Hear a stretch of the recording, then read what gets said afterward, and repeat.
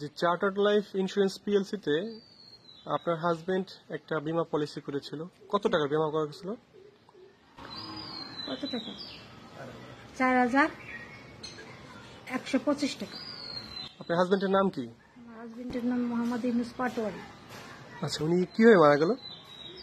ওনার কোনো কিছু হয়েছিল না, হঠাৎ করে মারা গেছে। ভালো সুস্থ মানুষ, সন্ধ্যার সময় বাসায় আসলেন, খাওয়া দাওয়া করলেন, কথাবার্তা বলেন, হঠাৎ করে স্ট্রোক করছে। স্ট্রোক করার পর আমরা হাসপাতালে নিয়ে যাই। তারপর সেখান থেকে করলাম, আমার চিকিৎসাধীন থাকা অবস্থায় রাত 3:17 মারা গেছে।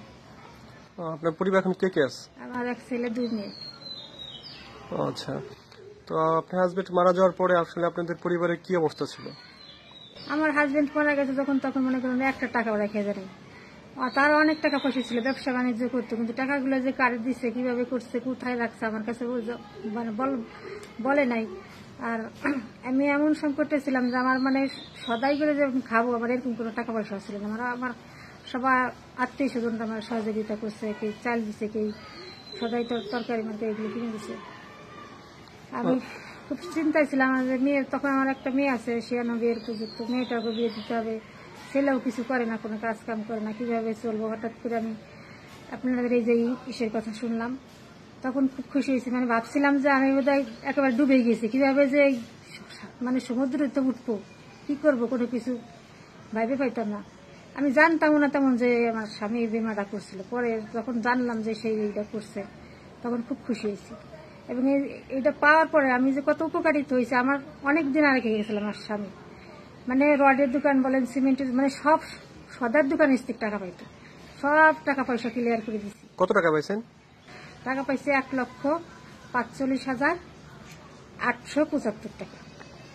আচ্ছা, এই টাকা পাওয়ার পরে আপনি আপনার দিনাগুলো আমি দিনাগুলো ক্লিয়ার করছি, নাহলে তো আমার ঘরেই থাকা যেত না। আমি যখন এই যে টাকা পাওয়ার আগে সব দিনাদার আমি কান্নাপুর গেলে পারে আমার ধরতো। বাড়ির পর কয়েকজন আছে হুন্ডা নিয়ে, ভাই যে আপনি স্বামী অমুক দিনা করে রেখে গেছে, অমুক বয়সে অমুক দিনা করে রেখে গেছে। আমি শুধু ভাবতাম যে আল্লাহ কিভাবে দেবো, কিন্তু কিভাবে যে আল্লাহ আমার এরকম একটাই রাখছে। আর আপনারা যে আমার এইভাবে সহযোগিতা করবেন, যদি না করতেন তাহলে তো আপনারা আমার কাছ থেকে কোনো টাকা পয়সা নেন নাই। আবার আপনাদের সত্যি কথা, আপনাদের ব্যবহার আমার খুব ভালো লাগছে, যে যাওয়ার সাথে আপনারা এত সুন্দর ব্যবহার করছেন, খুবই ভালো লাগছে আমার। আপনাদের ব্যবহার খুব ভালো লাগছে, আবার আপনাদের কথাবার্তা সব দিক দিয়েই। আর এত তাড়াতাড়ি যে টাকাগুলো পাবো, অনেক জায়গায় যে সাধারণত আমি এই যে পাশে করছি, আর যে সেটা তারা টাকা পয়সা দেন। মেঘলান লাইফে করছিলাম, তারপর আলে হেসানে করছি, আলে হেসানের টাকা তো পাইলামই না। সেদিন বলছিলাম যে যদি আমার 30,000 টাকা এখন পাবো, যদি 30,000 না দেন, আমার অল্প কিছু দেন, তাও ওই টাকাটা যদি ওইখানে না রেখে আজকে আপনাদের এখানে রাখতাম, আমি সবসময় আফসোস করি, তাহলে আমার যে কত বড় উপকার হইতো।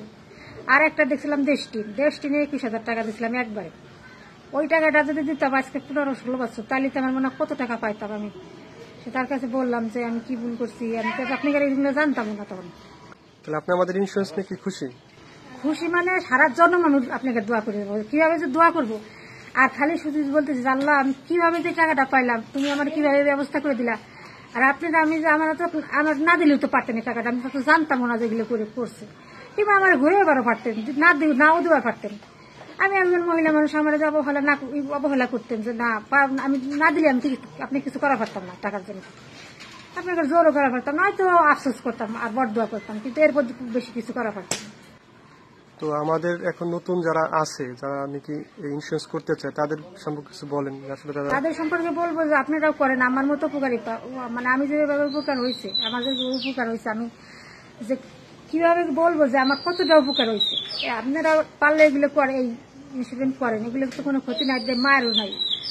আমি যেরকম পাইছি আপনারা ওইরকম সবাই পাবেন, এর দুটো ভরসা রাখতে পারেন যে আপনাদের টাকার কোনো মান নাই, অবশ্যই একদিন পাবেন টাকা, বাঁচা গেলেও পাবেন, মারা গেলেও পাবেন।